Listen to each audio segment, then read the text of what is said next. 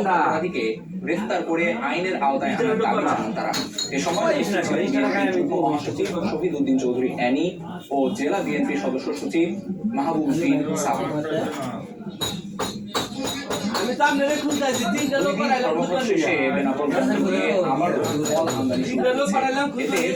কর্মব্যস্ততা ফিরেছে। বড় একটি অংশ ব্যবসায়ীরা যাতে দ্রুত ফল এজন্য সব ধরনের সহযোগিতা করা হচ্ছে জানায় কর্তৃপক্ষ। এর আগে ফল আমদানিতে অতিরিক্ত 10% শুল্ক প্রত্যাহারের দাবিতে 4 ফেব্রুয়ারি ধর্মঘটের কারণে ফল আমদানি বন্ধ ছিল।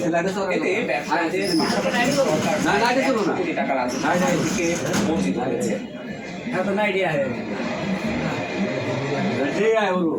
রাজধানীর মাতুয়াইলের প্রায় থেকে 11টি মান উদ্ধার করা হয়েছে। বৃহস্পতিবার বেলা 11টার দিকে মাতুয়াইলের শাহীবাগে মোবাইল কোর্ট পরিচালনা করে ঢাকা। এ সময় 11টি মান উদ্ধারের পাশাপাশি 3 জনকে আটক করা হয় বলে জানান বন্য প্রাণী পরিদর্শক নিগার সুলতানা। পরে মোবাইল কোর্টের মাধ্যমে আটককৃতদের অর্থদণ্ড এবং 3 মাসের কারাদণ্ডাদেশ দেওয়া হয়। মূলত চট্টগ্রাম থেকে কুষ্টিয়ায় বিক্রির উদ্দেশ্যে নিয়ে যাওয়া হচ্ছিল বলে জানায় বন বিভাগ। পরে হনুমানগুলো গাজীপুরের সাফারি পার্কে পাঠানো হয়।